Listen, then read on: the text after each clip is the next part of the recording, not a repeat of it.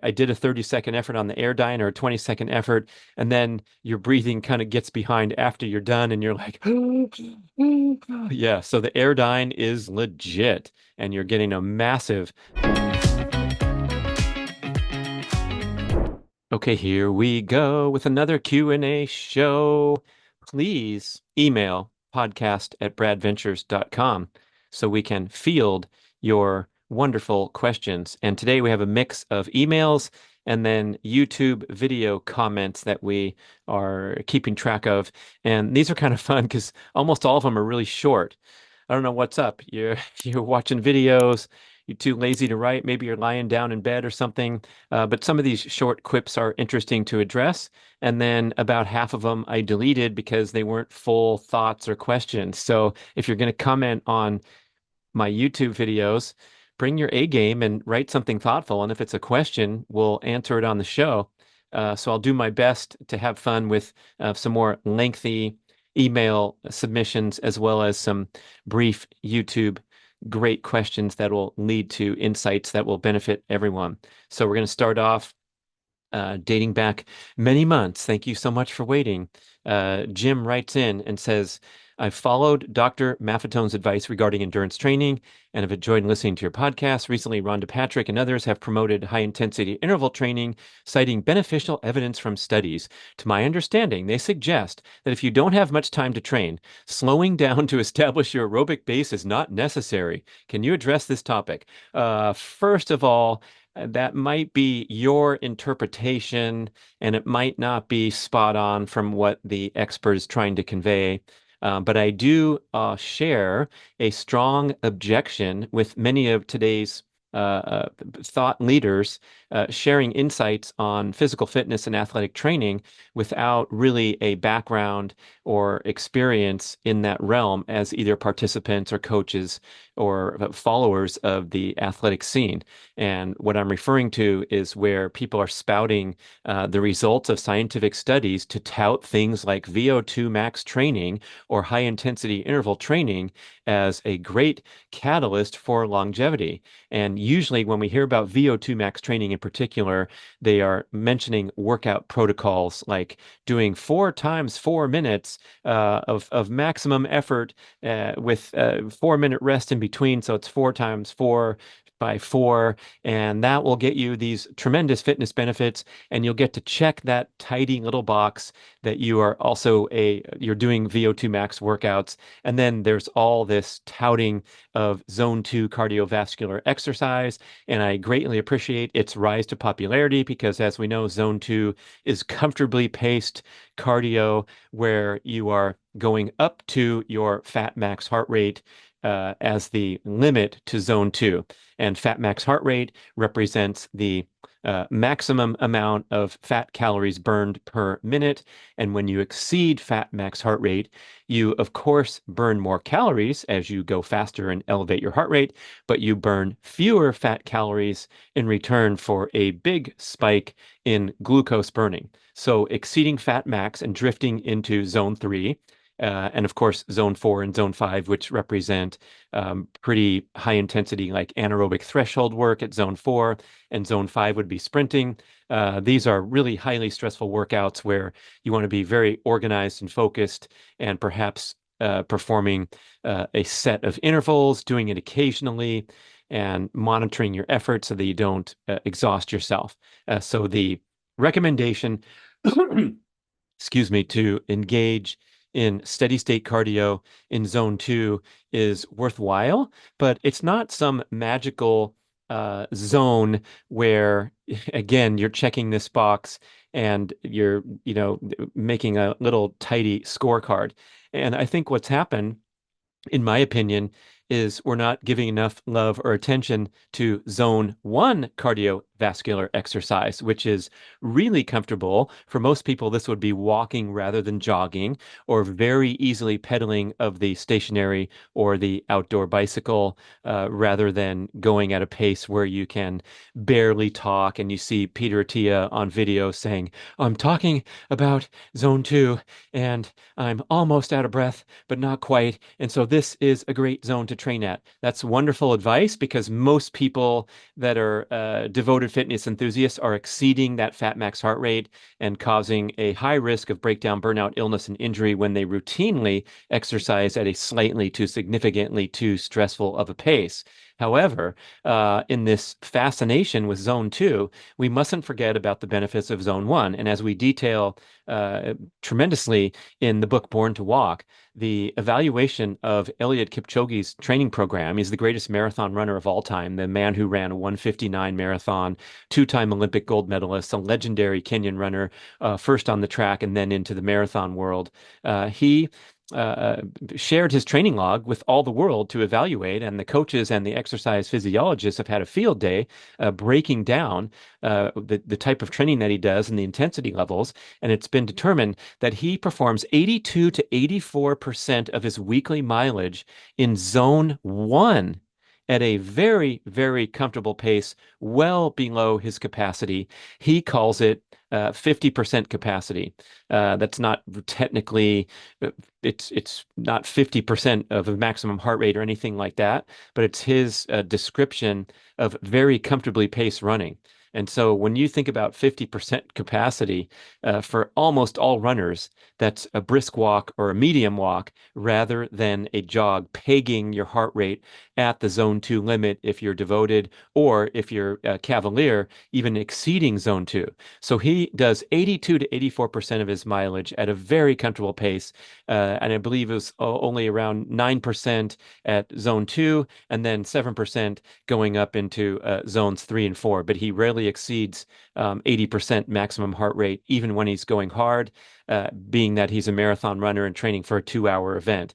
So if you want to honor the strategies proven by the greatest endurance athletes on the planet, they do the vast majority of their training in zone one, not zone two. Go on to YouTube or Google Zone 2 and you'll find 117,000 articles. But what about Zone 1 training? I'm going to have to do it now and see what's out there. So this is a strong plug for going well below the Zone 2 maximum limit of fat max heart rate and just enjoying nature and exercise and breathing and getting a workout with very, very minimal strain. This is the formula that has worked for the greatest endurance athletes in every sport for the last 60 years, starting back in the 1960s with Arthur Lydiard training his runners in New Zealand. And they did high mileage and comfortably paced mileage and sand dune training to get stronger and stronger. And then they came down on the track. Peter Snell, the most notable example, where he shattered the world record in the 800 meters with a time of 1:44 in 1960 in the Rome Olympic Games, and that time would have made the Olympic final at every successive Olympic Games, going all the way up to 2024, where the guys are finally going way faster now with the spikes.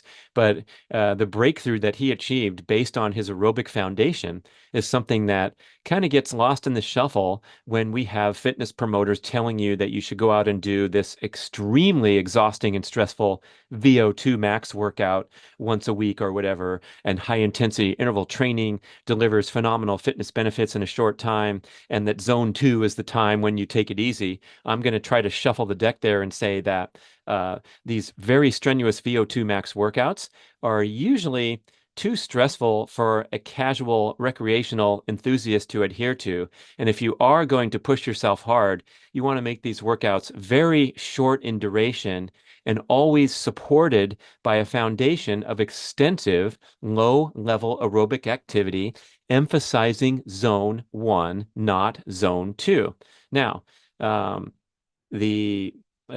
Jim says, to my understanding, that if you don't have time to train, you don't have to build your base, that's absolutely patently wrong, false, and extremely destructive message to convey. So hopefully, Jim, you interpreted things a little bit off, but if someone actually said anything remotely close to that, I'm going to be very concerned and disturbed. And Rhonda Patrick, I'm talking to you. So if Jim's writing this, somehow he misinterpreted your message, or you gave him this direct impression that going slow is unnecessary. This is a formula for breakdown, burnout, illness, and injury, because these cardiovascular training sessions at higher intensity or medium to high intensity as many people do commonly and spend a lot of training time at elevated heart rates where they're very stressed or mild to very stressed, can't really carry on a conversation, they're breathing too hard.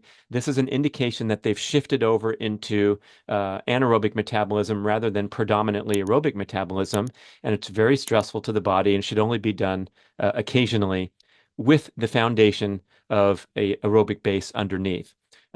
We also understand that when you're trying to get competent at going faster, so if you want to throw down some VO2 max workouts in the interest of increasing your VO2 max, um, you need that aerobic foundation because the aerobic and the anaerobic muscle fibers are intertwined. So the aerobic system fuels and nurtures the performance of the anaerobic system and helps remove waste products and all that great stuff when your body's working well. And if you are poorly conditioned aerobically, you have what Dr. Phil Maffetone calls aerobic deficiency or anaerobic excess.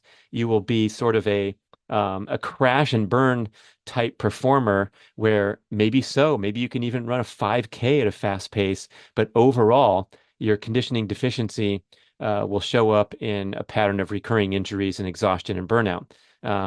So there's an essential requirement to develop an aerobic base, no matter what kind of athlete you are. Even if you're a power athlete, like a power lifter or a team sport athlete or a tennis player, your workouts and the ability to perform for a sustained practice session is dependent upon a healthy, robust aerobic base. My former podcast guest, Chris Hinshaw, who's noted for training a lot of CrossFit champions, realized overall when he started in CrossFit, I believe 15 years ago or so, he realized that these extremely talented and powerful athletes nevertheless showed a widespread deficiency in aerobic conditioning such that they couldn't make it through a longer duration workout without becoming exhausted and thereby compromised their performance potential in a competition such as the CrossFit Games because they didn't have the endurance base underneath all the impressive output of power where they're doing putting on a weighted vest and running a mile in 6 minutes, or doing a handstand push-ups with the weighted vest on, and all these things that require a lot of power for a relatively shorter duration. So he started training his athletes with that aerobic foundation.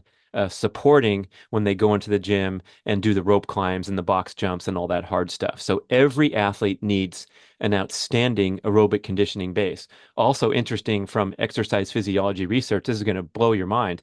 The relative contribution of the energy systems over efforts of different durations is quite surprising. So I'm just going to take you through really quickly the different energy systems. From 0 to 7 seconds, we use the pure ATP creatine phosphate system is what it's known as. And this is the energy stored inside the cell. So the human is capable of maximum explosive energy for only up to around 7 seconds. Then the cellular energy is depleted, and you have to start recruiting. It's the next pathway is called the lactic acid pathway, ATP lactate pathway, and that is for efforts from 7 to around 30 seconds. So if you're going all out for 30 seconds, like an Olympic sprinter going in the 200 meters for 20 seconds or what have you, you're going to transition from the pure ATP into the lactate pathway, and then from 30 seconds up to a couple minutes, you're going to be relying on the anaerobic glucose metabolism, and then any all-out effort lasting longer than a couple minutes is going to become predominantly aerobic, where you're burning a mixture of glucose and fat. The longer you go, the greater percentage of fat. The point here of taking you through these energy systems is to realize that an all-out effort of as short as a minute 15 seconds. So let's say a masters athlete competing in the 400 meters, or an elite athlete competing in 600 meters, a 1 minute 15-second effort is 50-50 for the aerobic to the anaerobic system. Most, even people with fitness knowledge would probably estimate that a 1 minute 15 sprint is mostly anaerobic, but in fact, it's 50-50. And then when you get a 6 minute all out effort, so let's say a recreational runner trying to run a mile for time, a mile run is 79% aerobic system, which means you're developing in that zone one or zone two training zone to get competent at running a mile run. It's not an anaerobic effort, it's a predominantly aerobic effort. Then we take it up to like a 5 kilometer race is somewhere around 98% aerobic system. That's why you see the world's great endurance runners who run the mile or the 1500 meters in 3:26, like Jakob Ingebrigtsen, up to 5,000 meters, 10,000 meters. They are long distance athlete running a lot of weekly mileage, predominantly at a slow pace in order to perform for even races as short as 3.5 minutes. Michael Phelps, a great Olympic swimmer with 28 gold medals, he trained for 5 hours a day for a couple of decades to bag all those medals. His races lasted from 51 seconds to or 47 seconds, 48 seconds up to like 4 minutes, I believe, was his longest. So he's training for a maximum 4 minute event. A lot of events are around a minute. And he's training 5 hours a day at a comfortable aerobic pace to build that massive, massive aerobic base, whereby when he injects a little anaerobic performance when he's going fast, such as in a 1 minute 15 event, which is 50-50, he has that base and he has that aerobic system to nurture the performance of the anaerobic system. So that's a long-winded way of saying that the aerobic foundation is the essence of athletic competency in any kind of competition. Even a power lifter, right? Like my man Mark Bell and his giant muscles competing and deadlifting 1,000 pounds. Um, you're going to be practicing in the gym for an hour, hour and a half, 2 hours. The bodybuilder workouts are known to be super long, where they're doing mega sets and going back and doing more and more. So, in order to perform and sustain energy throughout a 2 hour session in the gym, this is an aerobic event where even when you're sitting on the bench scrolling through your text messages during a high intensity strength training session, your heart rate is still elevated. It's probably double resting heart rate even when you're sitting on the bench for 2 or 3 or 4 minutes, and then you're going and hoisting a weight and doing a set that takes perhaps a minute, where of course that's an anaerobic effort, and then you're resting again. But all told, from the time you leave your car and in the parking lot and walk into the gym, you are kicking your aerobic system into action to nurture those brief, explosive anaerobic efforts. Same with a basketball player who's in the starting five, and so they're doing the warm-ups before the game. They're getting pumped up. Their aerobic system is working. Their heart rate's elevated, not terribly elevated, but you're in the warm-up line. You go do a layup. You get back in the warm-up line. Your heart's beating certainly over 100 beats a minute. And then the game starts, and then there's a foul. So there's a minute break, and your heart rate gets a little break, and then it goes up, and then it goes down, and then it goes up. But it's an overall aerobic experience interspersed with anaerobic activity. Same with watching Lionel Messi play a soccer game. Had the great privilege with my son to watch him in person in LA. It was a once in a lifetime bucket list adventure. But you watch him walking quite a bit on the soccer field. He's just walking around watching the action. He's not involved in the defense much because he's, driving the scoring attack.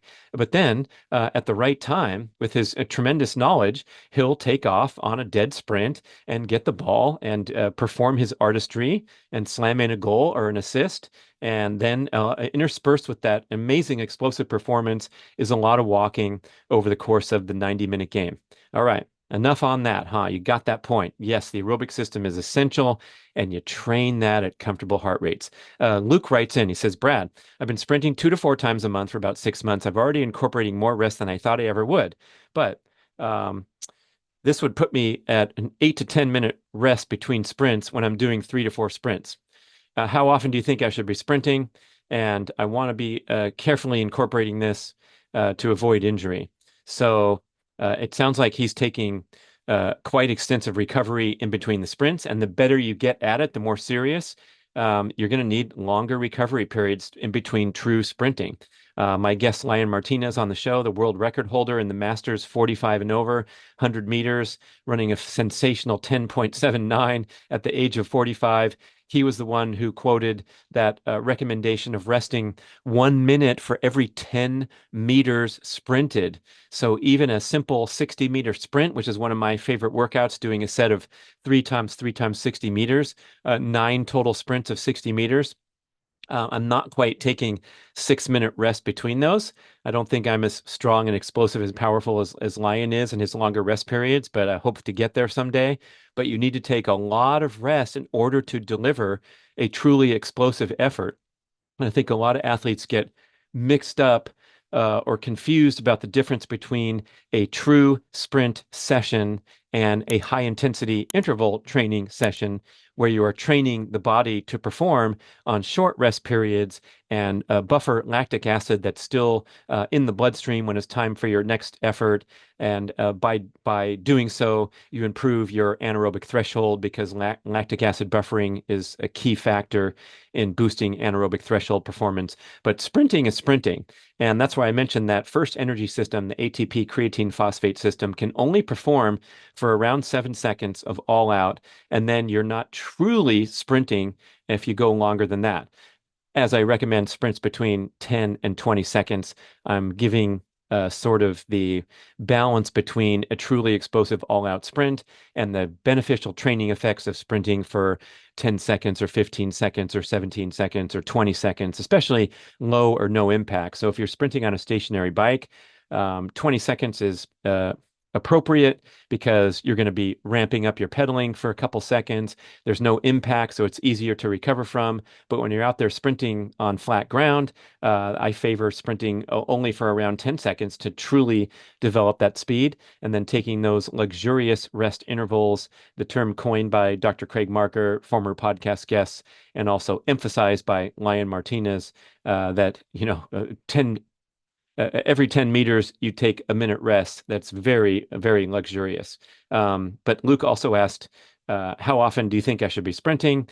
And if he wants to bring this in carefully and avoid injury, once a week for a high intensity, high impact sprinting session is plenty. And as I commonly reference my template, 4 to 8 sprints of 10 to 20 seconds is a great workout template for almost everyone, except people who have specific athletic goals, performance goals, like I do for 400 meters masters competition. So my workouts are going to look differently than that. But that is a great starting point for just about every athlete to get competent at sprinting without risking a workout that's too strenuous. If you're inclined to want to sprint more than once a week, you can add those low impact or no impact options, like on the stationary bicycle.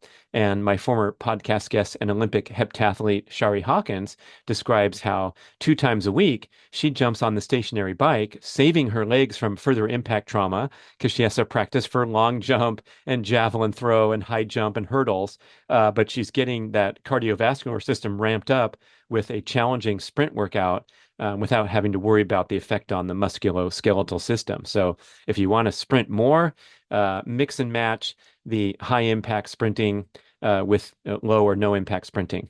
Here comes another one from Zanado, a comment on YouTube video. I'm 54, had a bad accident about 25 years ago, so I have metal in my body. Haven't been able to run in all that time. This has caused me to battle weight gain. I discovered the other day that I can sprint all out for 15 seconds on the AirDyne bike, cranking both legs and arms. Will I get similar benefits doing this as I would with running? I really am most concerned about brain health and getting the brain-derived neurotropic factor that is released when you do high-intensity exercise. And the answer is, of course, you're going to get wonderful benefits from working that AirDyne. And I would say that is one of the hardest things, if not the hardest exercise activity I've ever experienced, because you are cranking both your legs and your arms. You know that bike I'm referring to? It's called the AirDyne because it has a big flywheel that generates a lot of noise and pushing the air as the resistance. The flywheel is like a fan, and the harder you pedal, the louder the fan gets and the harder the resistance gets. But you also have these handles that move in concert with the pedals so that you can crank with both of your arms and improve your pedaling power and improve your wattage output. So typically these AirDyne bikes, I think that's a brand name, but I think everyone uses that term to to describe them. They'll have a wattage meter on there, and you can generate a massive amount of watts, much more so than pedaling a bicycle where you're only using your legs.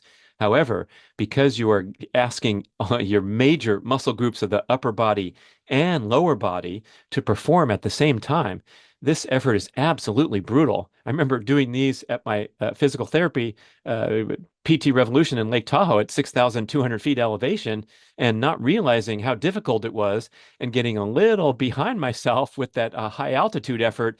And I was sucking air so bad, I almost panicked. I was like going over to the door and putting my mouth right on this open keyhole from this metal door to get outside cold air because I was so panicked in the indoor room because I did a 30-second effort on the AirDyne or a 20-second effort, and then your breathing kind of gets behind after you're done and you're like, yeah. So the AirDyne is legit, and you're getting a massive arm and leg all out sprint effort. So take a lot of rest in between those. And of course, since your body has those challenges with running, forget about it and just get really competent on the AirDyne. You'll enjoy that brain-derived neurotropic factor.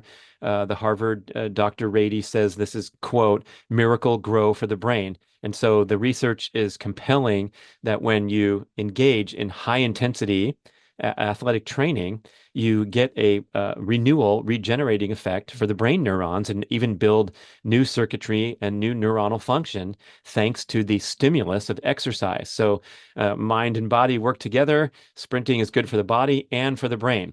Here comes a note from Michael. Uh, from what I'm seeing in research, 100-yard sprints are pretty long. The 40 is quite common, and even sprints of 10 to 30 yards are known to be helpful. And agreed. I heard that resting should be 1 to 2 minutes per 10 meters. Now, I know 1 minute per 10 meters is extremely lengthy in most people's perspective, unless they're elite performing athletes. And so I don't think you need to worry about taking more than 1 minute per 10 meters. In other words, if you're sprinting 40 meters, you're going to take a 4 minute break between ensuing efforts. That is a true explosive sprint workout. Michael continues, I know that we don't want to feel exhausted when we're done with sprints. That's what's so great about taking the extensive rest periods as well as doing just a handful of sprints. If you're out there and getting coached or doing a group workout where you're doing 20 sprints, quote unquote, of whatever duration, 10 seconds or 30 seconds or whatever, that's too many to the extent that it's not really a sprint. Your body can't generate maximum power output over and over and over again up to 20. So look, do it right when you want to sprint. You're to keep it between 10 and 20 seconds. And yes, indeed, as the rest of his question asks, is it okay to go that short where you're even sprinting for 10 meters or 20 meters or 30 meters? And this only takes, you know, a few seconds, but it delivers fantastic overall fitness benefits. And there's even great research cited by Ben Greenfield on one of his shows dedicated to testosterone that sprints as short as 6 seconds generate a significant spike in testosterone and human growth hormone. So the stimulus of those brief duration sprints, where when I mentioned 6 seconds, that means you're relying exclusively upon ATP, creatine phosphate, cellular energy. That is a wonderful fitness stimulus. A lot of research. I love the article that Charles Poliquin wrote about sprinting years ago. My friend Cynthia and former podcast guest and Masters track and field coach, a mentor of Charles. She talks about him a lot in her show.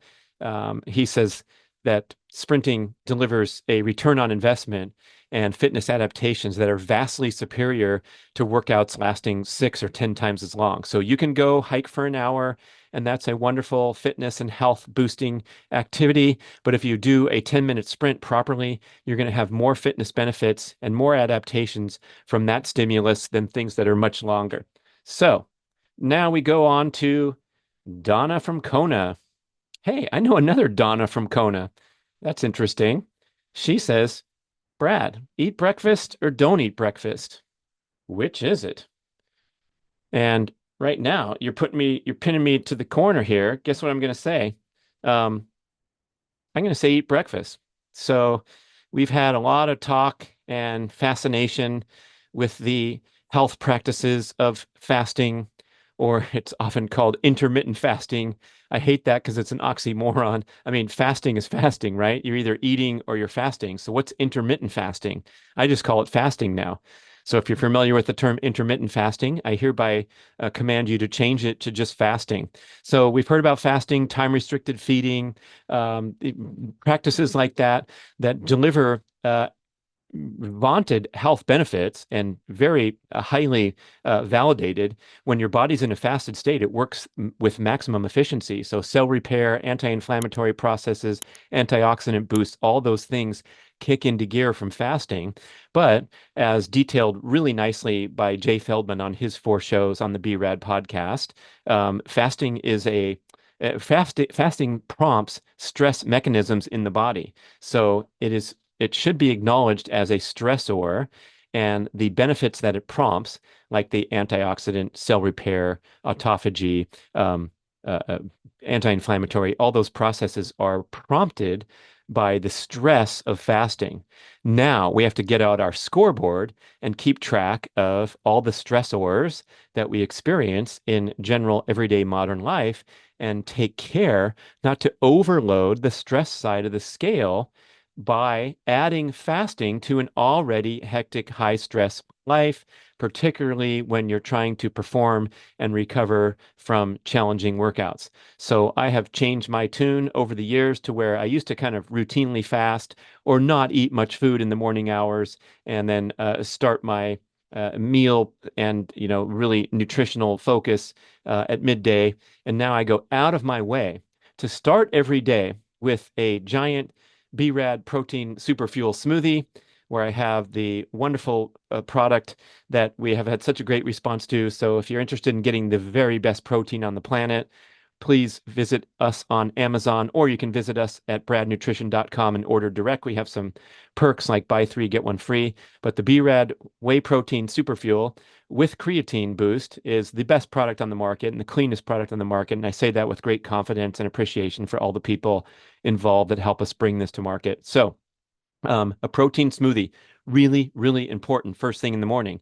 As widely touted as one of the world's leading protein experts, Dr. Don Layman explains, uh, we need protein first thing in the morning because we're waking up from an overnight fast. So we're in a potentially catabolic state when we wake up and start putting energy demands on the body. So a great time to ingest protein to make sure you don't go into excessively catabolic state with at the extreme breaking down lean muscle mass into glucose for energy if you haven't eaten enough and you need more energy. Get that protein going first thing in the morning. And another great time to take protein is the last hours of the day preparing for bed because you want to set your body up for cellular repair and rebuilding and rejuvenation overnight by putting those amino acids in the protein to work, repairing muscle, repairing organs, and all that stuff. So I'm going to say straight up, go ahead and eat breakfast as a healthy, active, energetic human. And the rationale for fasting, I believe, is still very strong if you are a person suffering from the global norm of energy toxicity, and that is burning too few calories and consuming too many. So if you make an effort to restrict something in some way. It could be restricting the time that you're exposed to food and meals, or it could be restricting a macronutrient like the ketogenic diet where you're restricting carbohydrates, or a low fat diet where you're, going out of your way to eat lower fat foods. These are going to potentially deliver benefits because it's getting away from that unfettered access to indulgent foods that characterizes modern life and comes to our great health detriment. Overeating is a real problem for the human. However, if you're trying to um, lead a healthy, active, energetic, athletic lifestyle and perform and recover from workouts, that's where breakfast becomes an essential and very beneficial part of your daily regimen and helps reduce the overall stress impact of your busy day as well as your workout performance and recovery. Donna goes on to say, my breakfast that I eat is 3 eggs, 4 pieces of bacon, and making sure I get enough protein in. And then I go a few hours, have a workout, eat my last meal in the early evening. So that's a great pattern that seems to work for her. When you mentioned 3 eggs and 4 pieces of bacon, I would probably vote to mix that up a little and perhaps have 5 eggs and 1 piece of bacon, because most bacon comes from mass production pork, and we know from expert research that the today's chicken and today's pig live in pretty dismal conditions where there's a lot of uh, animal cruelty as well as impact, adverse impact on the environment. They have bad diets. They deliver an end product that has an inferior fatty acid profile to an animal raised in a healthy manner. So you're not finding a lot of heritage breed pork or pasture raised chicken out there in the main marketplace. And when you look at the strips of bacon um, at the store, you're seeing a lot of fat and not much lean tissue there. So bacon would not be one of the nutritious meats that you really need to emphasize in your diet. Of course, it tastes really well, but basically what you're getting is some saturated fat and an inferior ratio of the omega-6, a higher ratio of the omega-6 in that the polyunsaturated omega-6, which are known to be um, health destructive or not favorable compared to the saturated fat, which has health benefits and no health objections, and monounsaturated fat like you get from coconut, avocado, olive oil. Those are the ones to emphasize that have nutritional benefits, and we really don't need a lot of polyunsaturated omega-6 fat from the pig these days. Now, if you love bacon, go to a farmer's market and source a really sustainably raised animal that produces a superior end product. Or when we're talking about meat and the fatty acid profile and the health and nutritional benefits, emphasizing red meat from the cow and also other ruminant red meat animals, lamb, buffalo, bison, that kind of thing. That's going to be the highest score for health and also sustainability and environmental impact. So chicken and pork, very, very low score in comparison to cattle from the cow and the other red meat animals. And that's kind of flipping the script from what you hear a lot of people flippantly say, oh, yeah, I'm trying to eat healthier. So I cut out red meat and I only eat chicken and fish or chicken and pork, whatever. That is kind of like backwards. And so those who cut out the inferior meat choices like chicken and pork, and a lot of the fish are objectionable these days too because of polluted waters and over farming. The cow is most protected from the adverse effects of factory farming and feedlot diet because the cow can still produce a healthy end product even when it has that feed in the diet in the last parts of life. And interestingly, did you know that cows live 80% of their life grass-fed, grazing on the open range, and only the last 20% of their life are coming into the feedlot and they really fatten them up with feed, which a lot of times has the objectionable agents and fatty acid profile in there. But the cow handles that better than the chicken or the pig. So even a conventionally raised cow had a pretty darn good life outside for most of the time.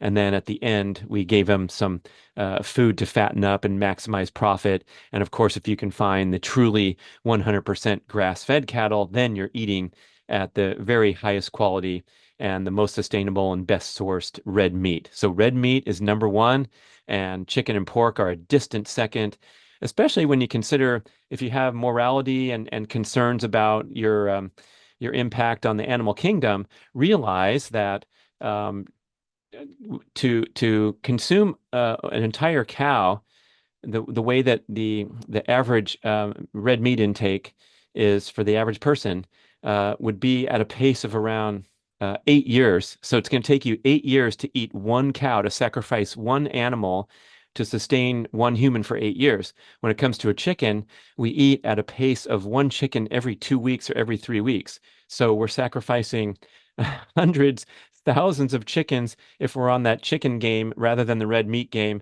where much less impact if you're sourcing that animal that's kind of higher on the rankings. Okay, there's my little um, piece about uh, choice of meat, answering Donna's question, definitely eat breakfast. Okay. Here, more comments about the AirDyne. Wow, it's AirDyne show. Can the AirDyne bike be a good substitute for sprinting since I pulled my hamstring, says Sophia. Absolutely, yes. And we got to be really careful integrating sprinting, especially in our adult life, if it's been years and decades since you've really been running around.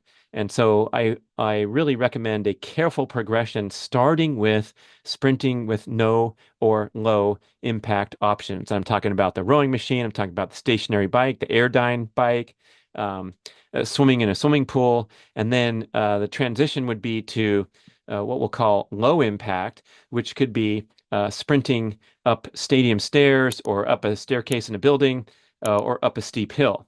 And so you're getting the act of running, you're getting some impact, but it's not nearly as risky as sprinting on flat ground. And so after you've built up a good foundation of sprinting with easier activities, you can dabble and tiptoe over into running sprints on flat ground, which again deliver the most benefits for bone density and fat reduction. The genetic stimulus of a sprint workout on flat ground and that high impact sprinting sends a strong signal to reduce excess body fat because the penalty for carrying excess body fat while sprinting on flat ground is so severe. So your brain gets the signal and your metabolism adjusts accordingly to the activity that you're performing. Not as much when you're sitting your fat butt on a stationary bike and getting athletic competency and cardiovascular conditioning, but there's no stimulus for fat reduction because you don't have to support your weight as you sprint all out for 10 or 20 seconds. So that's why we want to eventually set that goal and transition over to running sprints on flat ground. Now, you got your biking and rowing and you're sprinting on the elliptical, and then you've gone over into the stadium stairs and running up steep hills and think you're ready. So the first act for sprinting on flat ground would be to perform what are called wind sprints. And these are brief bursts of explosive effort where you accelerate to um, up to nearly full speed, and then you immediately decelerate. So it's not like kind of like revving the car engine, where you take off from the line. You're not going maximum effort, but you're building up to a faster speed. And right when you feel like you're hitting what's near full speed, you gracefully decelerate. And so the whole thing, the whole wind sprint might take 5 to 7 seconds, but that's where you can use this as a checkpoint and make sure that your lower back and your hip flexors and your calves feel okay and you feel powerful.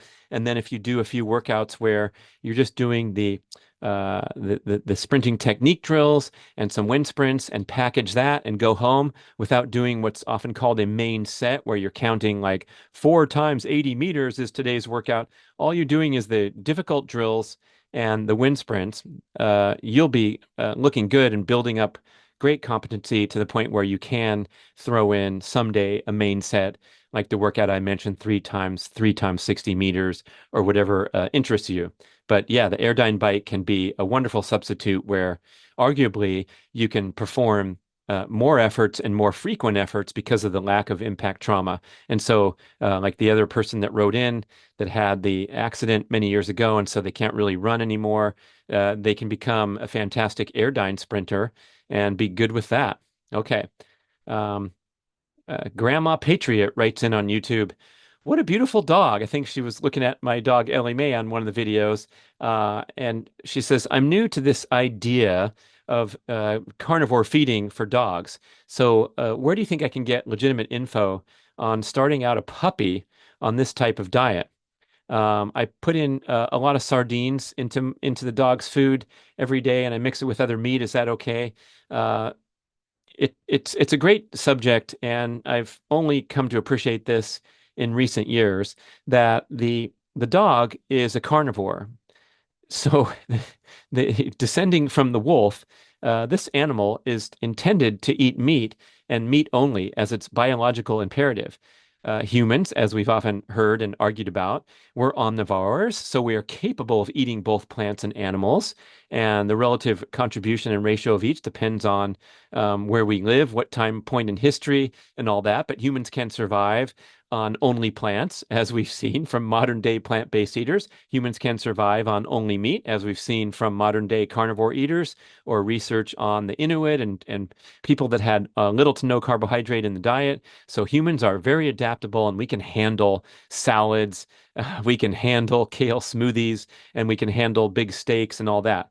But the dog should not be fed processed medium or high carbohydrate food. So if your dog is being fed kibble as its dietary centerpiece, it's kind of like a human living on potato chips every day. So it's completely 100% processed and it is species inappropriate. And that's why we see on the planet the only uh, uh, the only creatures that suffer from obesity and metabolic problems are humans and their domesticated pets. So we fatten up our dogs with bad food just like we do ourselves.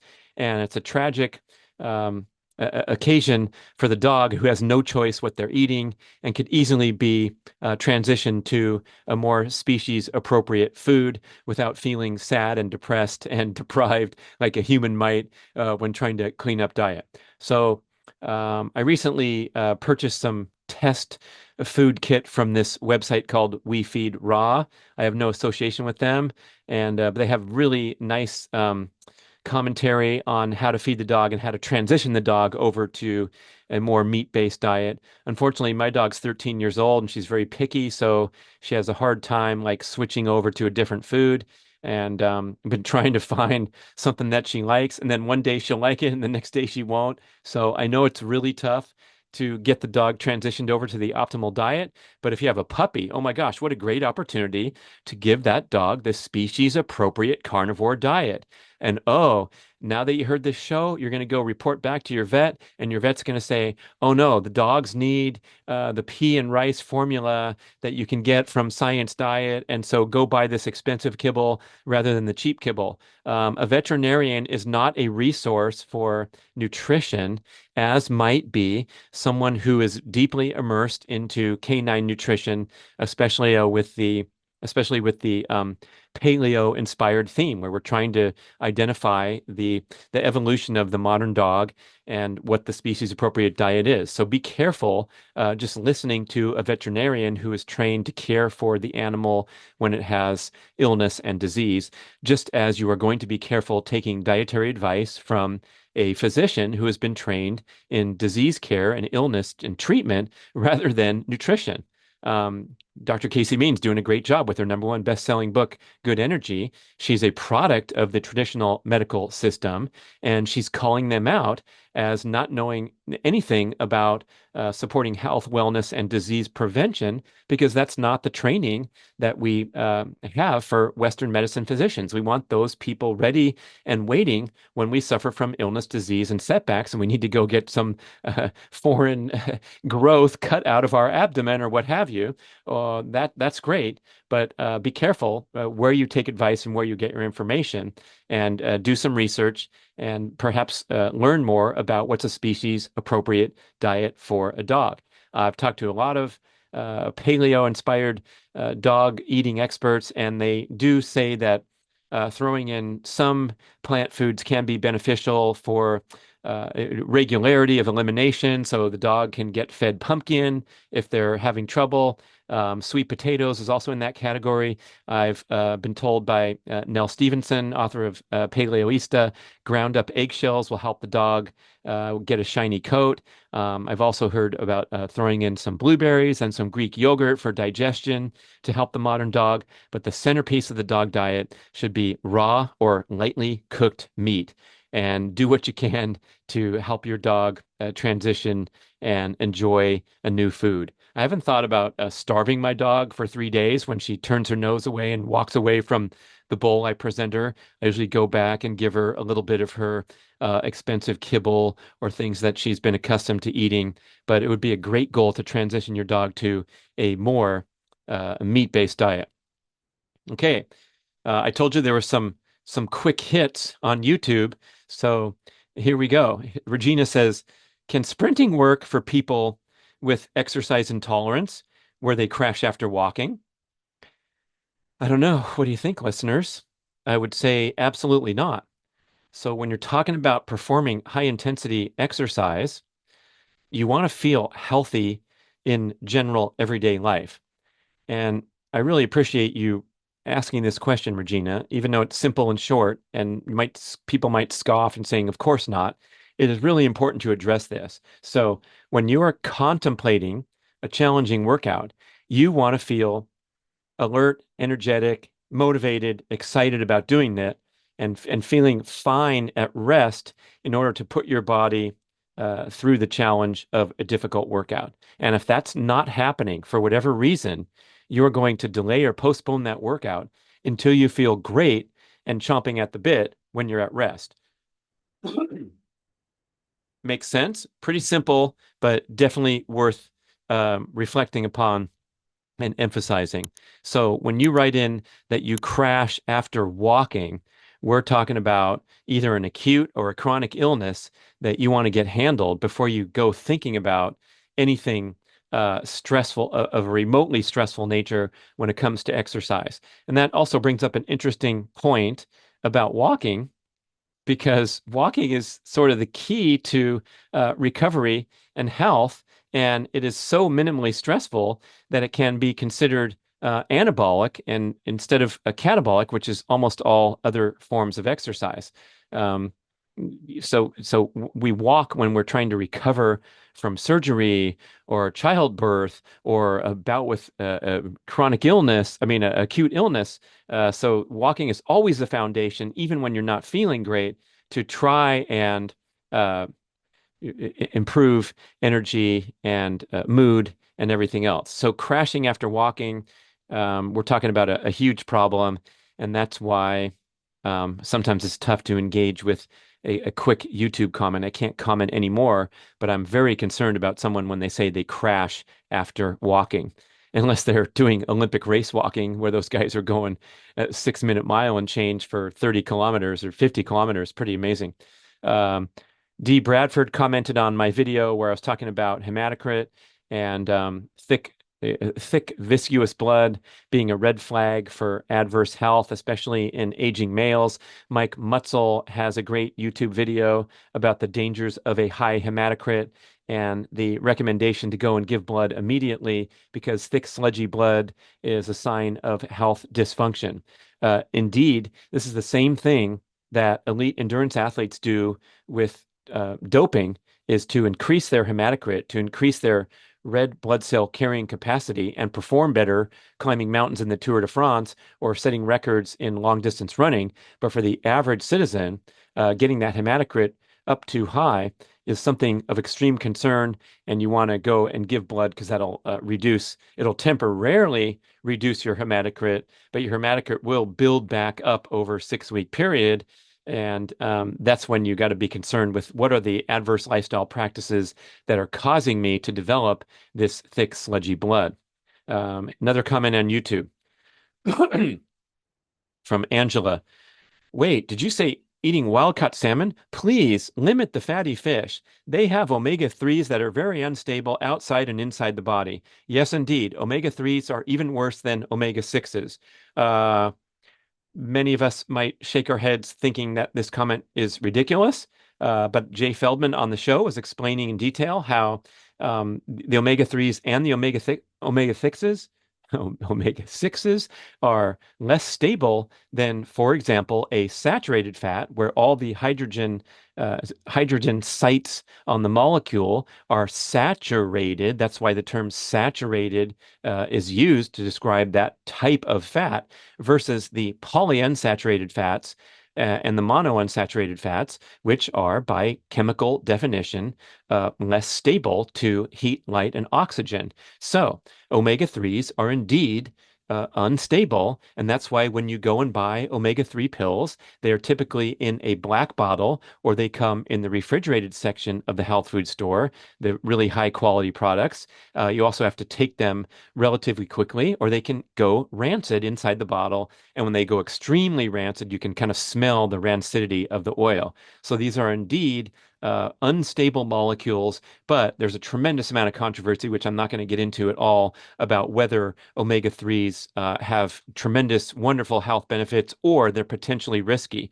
Jay Feldman's on the side where he doesn't recommend consuming a lot of high omega-3 fish, which we have been told over and over by many experts are the most healthful fish and the highest sources of omega-3s, deliver all these wonderful anti-inflammatory and longevity health benefits.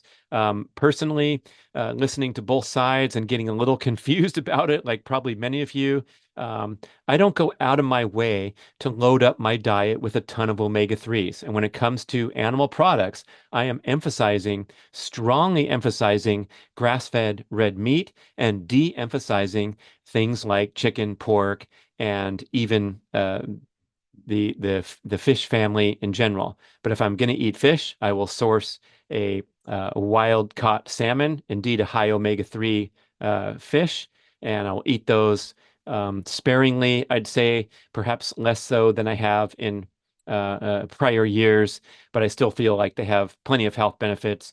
And you certainly don't want to take things to the extreme where you're risking consuming too much fish and getting some of the impurities and the toxic metals that are contained, especially in the fish higher on the food chain. That's why you hear about the fish to avoid, sweeping recommendations to avoid the big fish like swordfish, marlin, shark, and big tuna, because being at the top of the food chain, they tend to accumulate a lot of adverse agents, mercury, and so forth. Okay, so a controversial little comment there, and we will see what the research holds and where things go with regard to consuming high omega-3 foods, which are widely regarded as helpful.